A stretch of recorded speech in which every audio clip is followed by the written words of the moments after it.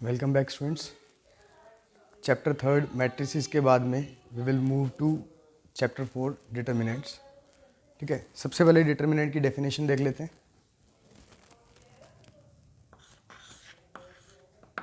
तो determinant is an array, ठीक है, placed in two vertical line of square means rows equals to columns. ठीक है, मतलब ऐसा होगा।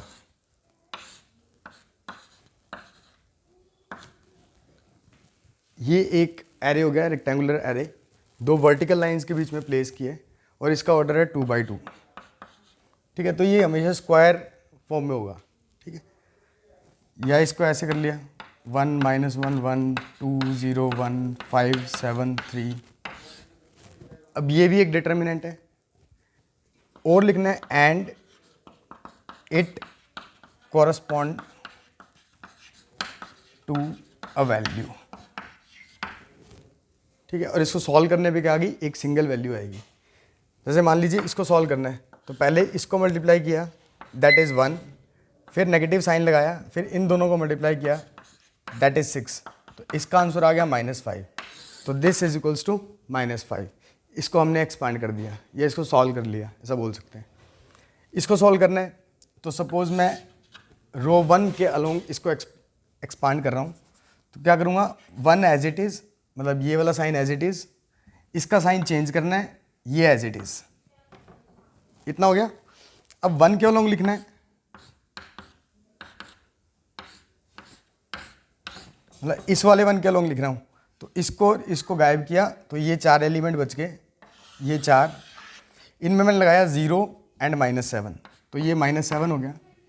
ठीक है, फिर इस -1 के अलोंग किया तो फिर ये वाले 4 एलिमेंट रह गए मेरे पास जो मैंने स्क्वायर में फॉर्म किए हैं। तो पहले इनको मल्टीप्लाई किया, फिर इसको मल्टीप्लाई किया, तो 6 - 5 इज़ 1। ठीक है, फिर उसके बाद में लेट मी रिमूव इट।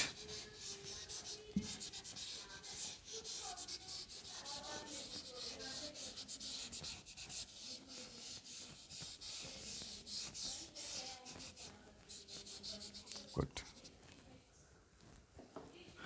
इस 1 के अलोंग जब करेंगे तो इसको एलिमिनेट कर दिया, आपके पास 4 एलिमेंट बचे हैं, तो 14 - 0 इज़ 14। इसको सॉल्व कर लिया, -7 + 1 + 14, तो इसकी वैल्यू आ गई 8। ठीक है, तो ये आपकी डेफिनेशन होगी डिटर्मिनेंट की, प्लीज़ नोट इट डाउन। ठीक है, नेक्स्ट इसमें दो इन्फॉर्मेशन मैंने दी आपको। Numbers placed horizontally are said to form rows and numbers placed vertically are said to form columns. वही बात जो हमने मैट्रिसेस में पढ़ी से, ये कोई इस तरह से मैंने डिटर्मिनेंट लिख दिया। ठीक है, तो ये रोज होंगी, इसको R1 दे दिया, इसको R2 दे दिया। R1 रो में कौन कौन से एलिमेंट है, 1 और 3। हॉरिजॉन्टली प्लेस्ड है तो इनको रोज बोलेंगे, और वर्टिकली अगर नंबर प्लेस्ड है तो उनको कॉलम्स बोलेंगे। ये अपना C1 हो गया, ये अपना C2 हो गया। बात है इसकी वैल्यू की, तो 6 - 6 इसकी वैल्यू 0 आ गई, इस डिटर्मिनेंट की वैल्यू 0 आ गई। ठीक है, उसके बाद में एक और चीज़ ऐड करिएगा कि order of determinant is defined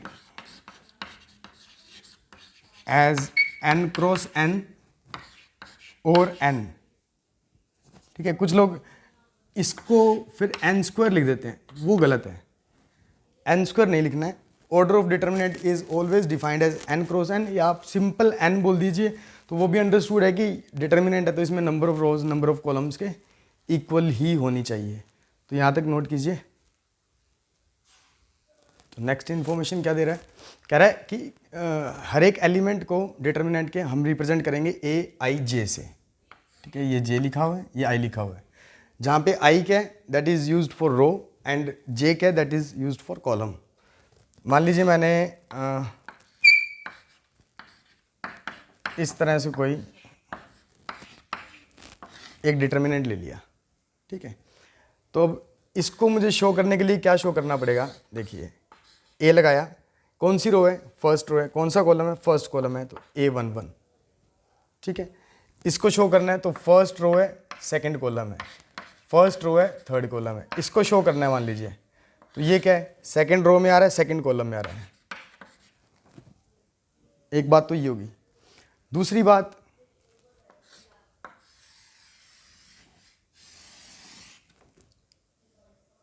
AI ऐसा भी लिख सकते हैं, मतलब ये दोनों वैल्यूज सेम हो तो वो क्या होगा, वो डायगोनल ऑफ डिटर्मिनेंट होगा। और अगर आपने मैट्रिक्स के लेक्चर्स फॉलो किए हैं तो आपको उसमें भी यही बताया गया था कि जब position of row position of column के इक्वल हो तो that is called principal diagonal of matrix. वही चीज़ ये डिटर्मिनेंट में आएगी, ठीक है। तो इसको नोट करिए। नेक्स्ट देखा, Aij and Aj are called conjugate elements of a determinant and these are symmetric about diagonal। diagonal का मतलब प्रिंसिपल डायगोनल या मेन डायगोनल। डायगोनल जब भी मेंशन करेंगे तो बार बार इसको नहीं लिखने की ज़रूरत है, ठीक है। या तो मेन डायगोनल या प्रिंसिपल डायगोनल, उसी की बात चल रही है। सपोज मैंने एक डिटर्मिनेंट लिया ऐसे करके 3/3 का, ऑफकोर्स 2/2 में समझ में नहीं आएगा, सिंपल हो जाएगा काफ़ी, इस तरह से लिया। तो ये तो अपना है प्रिंसिपल डायगोनल, ठीक है। अब सिमेट्रिक देख लो, ये इसके सिमेट्रिक है तो ये दोनों कॉन्जुगेट हो गए आपस में। ये वाला इसके सिमेट्रिक है, ये क्या हो गया, कॉन्जुगेट हो गया आपस में। फिर ये वाला इस वाले के सिमेट्रिक है, मतलब फिगर देख के बोल सकते हैं, ठीक है। अगर फोल्ड करेंगे तो कौन सा किस पे ओवरलैप हो रहा है उस हिसाब से सिमेट्रिक देखना आपको। तो these are called conjugate elements. Just information collect करनी है आपको, अगेन जैसे मैट्रिक्स के फर्स्ट लेक्चर में की थी तुमने, note it down please. Next इसमें सिंपल सी बात है कि इसको डेल्टा से रिप्रेजेंट कर सकते हैं, ठीक है। तो ये वर्टिकल लाइंस के बीच में मैंने Aij लिखा हुआ है, ठीक है, और इसका ऑर्डर दिया हुआ है n cross n। n cross n कुछ भी हो सकता है, 2/2, 3/3, 4/4। वैसे 4/4 तक आपके सिलेबस में नहीं आएगा, 2/2 एंड 3/3 तक ही आएगा। तो नेक्स्ट हम मूव करते हैं माइनर्स पे, ठीक है। इसको पहले आप समझ लीजिए, फिर मैं डेफिनेशन लिखवा देता हूँ इसकी। सपोज इस तरह से कोई एक डिटर्मिनेंट आपको दिया हुआ है, ठीक है। तो इसके अंदर नो एलिमेंट है तो इसके नो माइनर निकलेंगे। कहने का मतलब ये है कि हर एक एलिमेंट का एक इंडिविजुअल माइनर होगा। मान लीजिए हम इसकी बात कर रहे हैं तो ये एलिमेंट कौन सा है, A11। एलिमेंट कौन सा है, A11। तो इसका जो माइनर लिखा जाएगा वो M11 लिखा जाएगा। एलिमेंट को स्मॉल a से डिनोट कर रहे हैं और माइनर को कैपिटल M से डिनोट कर रहे हैं, और पोजीशन सेम रह रही है उसकी। तो इसको करने के लिए क्या करेंगे, इसको और इसको एलिमिनेट किया और इसको सॉल्व किया। तो 3 2 6 -4, ये 2 हो गया, ठीक है। क्या किया, इसको थोड़ा एक्सपांड करके लिखा, 3 2 6 -4 1 जा, तो ये 2 आ गया, ठीक है। ऐसे ही इसका अगर लिखना चाहें तो ये एलिमेंट कौन सा है, A22 है। इसका माइनर जो आएगा वो आएगा M22। ये कैसे आएगा, ये रिमूव किया, ये रिमूव किया, बचे कौन से, ये 4 एलिमेंट।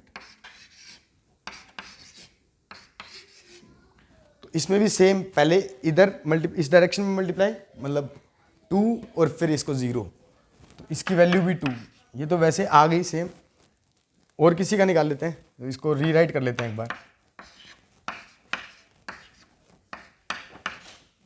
इस तरह से था, सपोज मैं इस एलिमेंट का निकाल रहा हूँ, तो ये एलिमेंट कौन सा है, सेकंड रो थर्ड कॉलम। तो इसका माइनर भी ऐसे निकलेगा, कैसे होगा, ये और ये रिमूव कर दिया, अगेन इसका भी 2 आ गया।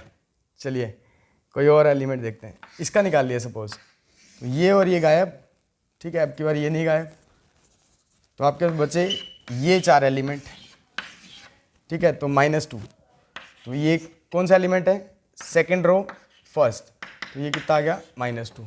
तो इस हिसाब से आपको माइनस निकालने हैं, हर एक एलिमेंट का इंडिविजुअल माइनर निकलेगा। एक बात, एलिमेंट को हम AIJ से डिनोट करते हैं, तो माइनर को हम कैपिटल MIJ से डिनोट करेंगे। बाकी अभी डेफिनेशन में लिख लेना। आई होप मैंने डेफिनेशन बिल्कुल सही लिखी है। डेफिनेशन में ये लिखा है मैंने, minor of element AIJ is denoted by MIJ capital and is resulted by या obtained by removing ith row and jth column and further solving it। अब मान लीजिए आपके पास 2/2 का डिटर्मिनेंट हो, ठीक है। तो इसमें क्या होगा, मान लीजिए मुझे ये एलिमेंट कौन सा है, A11 है, इसमें मुझे माइनर चाहिए इसका M11। तो आपने क्या किया, इसको और इसको रिमूव किया, तो बचा क्या आपके पास 5। अब इसको आगे किसी से मल्टीप्लाई डिवाइड तो नहीं कर सकते, सॉरी मल्टीप्लाई तो नहीं कर सकते क्रॉस, तो इसकी वैल्यू आ गई 5, सिंपल, ठीक है। मान लीजिए इसका डिटर्मिनेंट चाहिए, तो इसका डिटर्मिनेंट आ गया M22 दैट इज 4, सिंपल, ठीक है। तो please note it down. Next इसमें डेफिनेशन है कोफैक्टर की। तो कोफैक्टर क्या है, बता दिया।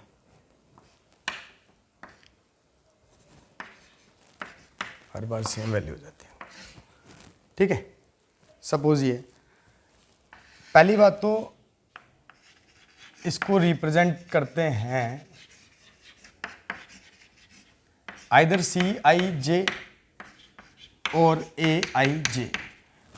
आपकी विश, आप किसी से भी करें, बोथ आर करेक्ट। किस किस बुक में CIJ से कर रखा है, कुछ बुक्स में कैपिटल AIJ से कर रखा है। एलिमेंट को स्मॉल AIJ से करते हैं, वो फिक्स है। तो basically AIJ is nothing but -1 to the power I plus J and MIJ, मतलब माइनर को आगे प्रोसेस करना है। चलिए देखते हैं इसको। सपोज मैंने ये निकालना है A11, ठीक है। दोनों का सम इवन है तो -1 + 1 हो जाएगा, ठीक है। तो A11 will be -1 to the power 2 and M11, ठीक है, यही होगा। ये तो प्लस हो गया M11, A11 = M11। कहने का मतलब ये है कि कोफैक्टर्स की वैल्यू आएगी माइनस की तरह ही, लेकिन कुछ वैल्यूज पॉजिटिव की पॉजिटिव ही रहेंगी, कुछ नेगेटिव हो जाएंगी। जैसे इसमें तो सेम M11 की जो वैल्यू आ रही है वही आपकी कोफैक्टर की आ रही है, ठीक है। अगर सपोज मैंने लिया होता A21, ठीक है, तो इसमें -1 टू द पावर 2 + 1 करता M21 आ जाता, पर इसमें ये वैल्यू जो है वो नेगेटिव आती, ठीक है। तो कुछ वैल्यूज सेम आएगी, कुछ वैल्यू नेगेटिव आएंगी, लेकिन वैल्यूज कैलकुलेशन वाइज सेम होगी, साइन उनका चेंज हो सकता है, ठीक है। तो ये आपका कोफैक्टर था, ठीक है, इसको नोट कर लीजिए, ठीक है। Next we will discuss evaluation of determinants, sorry, ठीक है। इसमें हम क्या करेंगे, ऑर्डर 2 से स्टार्ट करते हैं। सपोज मुझे ऐसे नंबर्स ना दे के कुछ और एंट्रीज दे दी, तो नथिंग, पहले इन दोनों को मल्टीप्लाई करना है, दैट विल बी AD, फिर माइनस का साइन और इन दोनों को मल्टीप्लाई करना है, that will be BC। So this will be answer, ठीक है। एग्जाम्पल 1, एग्जाम्पल 2 ले लिया। मान लीजिए ले लिया cos theta minus sine theta and sine theta, इस तरह से ले लिया। तो पहले इसको मल्टीप्लाई किया, that will be cos square theta, फिर माइनस का साइन लगाया और अंदर आ गया माइनस का साइन स्क्वायर थीटा, क्योंकि इन दोनों का मल्टीप्लिकेशन तो नेगेटिव होगा, माइनस माइनस प्लस हुए, cos square plus sine square theta, this equals to 1, C tends to cos theta and S tends to sine theta. मैंने ऐसे लिख दिया, ठीक है, तो नोट इट डाउन। तो ये तो आपका 2/2 का इवैल्यूएशन बताया मैंने। फिर मान लीजिए कोई इस तरह से है, A1 A2 A3 B1 B2 B3 C1 C2 C3, इस तरह से कोई डिटर्मिनेंट है, इसको हमने सॉल्व करना है। तो इसमें कुछ बातें याद रखनी है। पहली बात, evaluation of determinant can be performed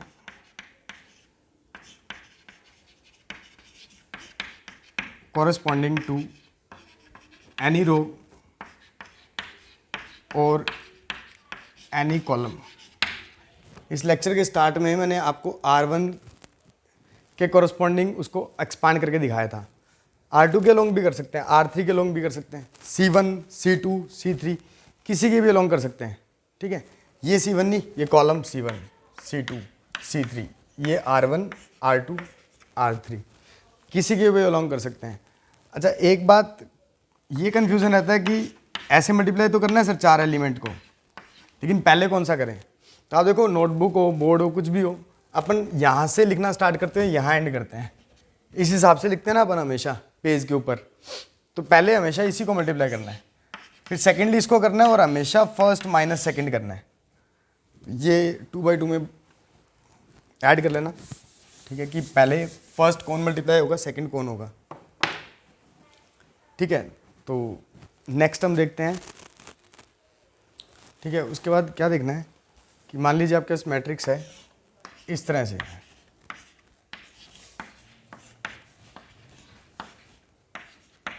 मैंने रैंडम सारे वेरिएबल ले लिए। ठीक है, तो मान लीजिए मैं इसके अलोंग एक्सपांड कर रहा था, तो क्या होगा, ये एलिमेंट लिखे जाएंगे। ठीक है, और इनको मल्टीप्लाई किया जाएगा इनके कॉरस्पॉन्डिंग कोफैक्टर्स के साथ। मतलब इसका कोफैक्टर क्या आएगा, ये पोजीशन कौन सी है, थर्ड रो फर्स्ट, तो इसी पोजीशन का कोफैक्टर, फिर इसी पोजीशन का कोफैक्टर, इसी पोजीशन का cofactor.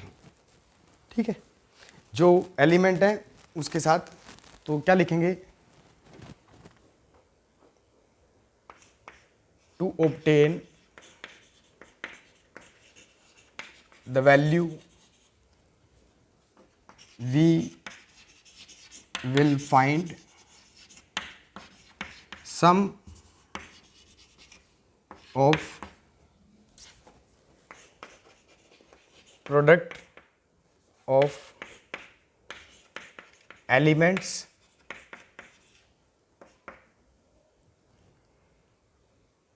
with their corresponding cofactors. ठीक है, तो ये डेफिनेशन नोट कीजिए। कुछ एग्जांपल लेते हैं अपन। ये मान लीजिए इसी को सॉल्व कर लिया, चलिए इसी को सॉल्व करते हैं। तो ये आ गया जी। ठीक है, तो जी के अलोंग मैंने देखा ये जो है ये 3 + 1 इवन बन रहा है, तो आएगा तो पॉजिटिव, जो भी आएगा वो पॉजिटिव आएगा, तो इसके बाहर मैंने पॉजिटिव साइन लगा दिया। ठीक है, फिर एलिमिनेट किया तो ये FB - EC ये हो जाएगा, FB - EC। ठीक है, इसके अलोंग यही आएगा, माइनर को ऐसे ही कैलकुलेट करना है, और साइन हमने पहले ही कैलकुलेट कर दिया, पॉजिटिव आएगा कि नेगेटिव आएगा। अब H के लिए देखिए 3 2 का सम किया, इवन आया, सॉरी ऑड आया, ओड आया, तो इसको साइन दे दिया -H, और इसके अलोंग जब मैंने हाइड किया तो AF - DC, AF - DC इस तरह से हो गया।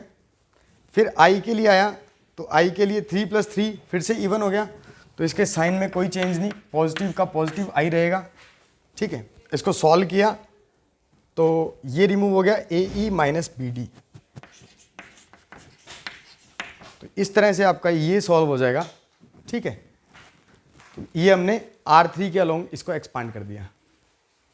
ठीक है, तो नोट इट डाउन प्लीज। मान लीजिए ये क्वेश्चन है और हम इसको सॉल्व करना चाहते हैं दो तरीके से।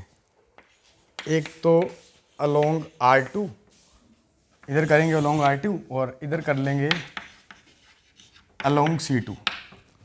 ठीक है, R2 के अलोंग इसको एक्सपांड करना है, तो मतलब 2 आ जाएगा, ये आ जाएंगे एलिमेंट्स, 2 आ जाएगा, 3 आ जाएगा और 0 आ जाएगा।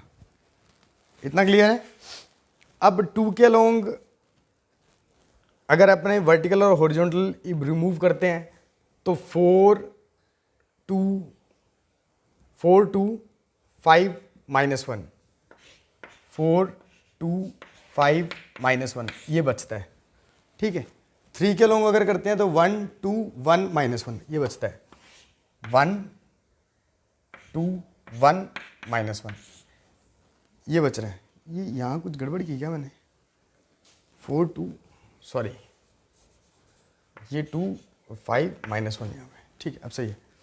फिर 0 के अलोंग किया तो 1 5 और 1 4 इस तरह से हो गया। ठीक है, अब ये देखना है कि साइन पॉजिटिव आएगा कि नेगेटिव आएगा इनके ऊपर। तो 2 की पोजीशन यहाँ पे लिख ली, ये 2 1 है, ये 2 2 है, ये 2 3 है। तो इसमें ये नेगेटिव होगा क्योंकि यहाँ पे ओड आ रहा है, ये पॉजिटिव होगा और ये वैसे नेगेटिव होगा। 0 है, कोई फ़र्क नहीं पड़ रहा, बट वैसे क्या होगा, वैसे ये नेगेटिव होगा।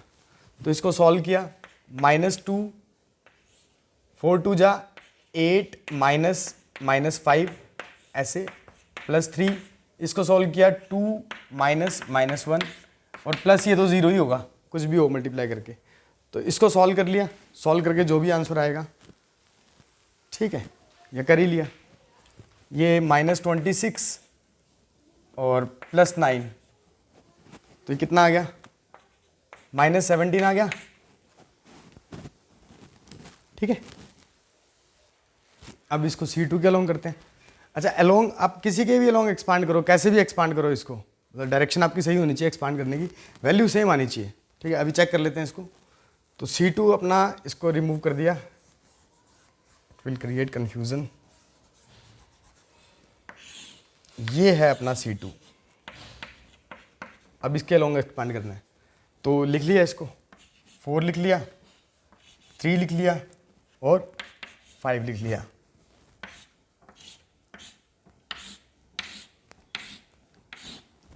ठीक है, अब 4 के अलोंग इसको हॉरिजॉन्टल और वर्टिकल रिमूव किया तो 2 0 1 2 इस हिसाब से। फिर 3 के अलोंग किया तो ये गया और ये गया, 1 -1 1 2। 5 के अलोंग किया तो ये और ये गया, 1 -1 2 0।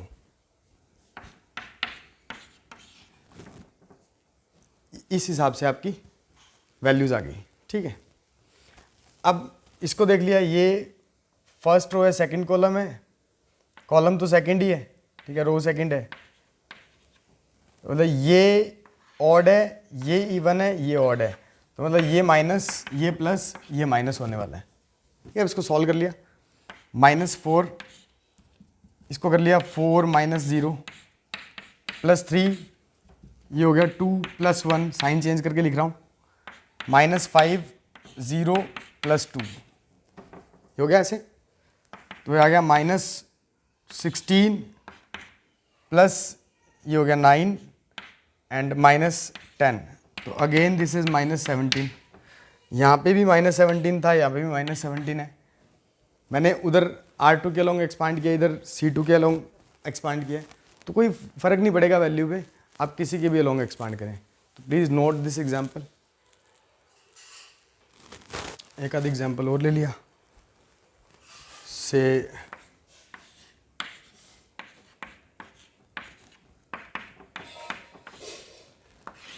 इस तरह से कोई डिटर्मिनेंट है, इसको सॉल्व करना है, तो सॉल्व कर लिया।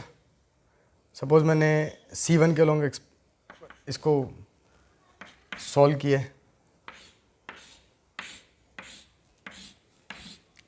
ठीक है, तो ये आ जाएगा आपका 1 के अलोंग एक्सपांड किया तो 42 -15, ठीक है। फिर 5 के अलोंग एक्सपांड किया है तो दिस विल बी रिमूव 0 -10। फिर -1 के अलोंग एक्सपांड किया तो दिस विल बी -14। ठीक, ये हो गया। अब इसको सॉल्व कर लिया तो दिस विल बी 27, ठीक है, दिस विल बी -50 एंड +15। तो ये हो गया आपका 41 माइनस 50, दैट विल बी -9। तो ये आपका सॉल्यूशन हो गया। मैंने किसके अलोंग एक्सपांड किया है? Along C1। आप किसी भी रो या किसी भी कॉलम के अलोंग एक्सपांड कर लीजिएगा, you will get the answer. ठीक है, इनफ। तो स्टार्टिंग की exercise you can solve on your own, and अगर आपको कोई डाउट आ रहा है तो you can ask me in the comment box. Again मैं आपको बोलना चाहूँगा, यूटिलाइज करिए टाइम का जितना हो सके। ठीक है, बहुत हार्ड चैप्टर्स भी नहीं है ये। Matrices and determinants are simplest chapter of your class 12th। Please keep studying.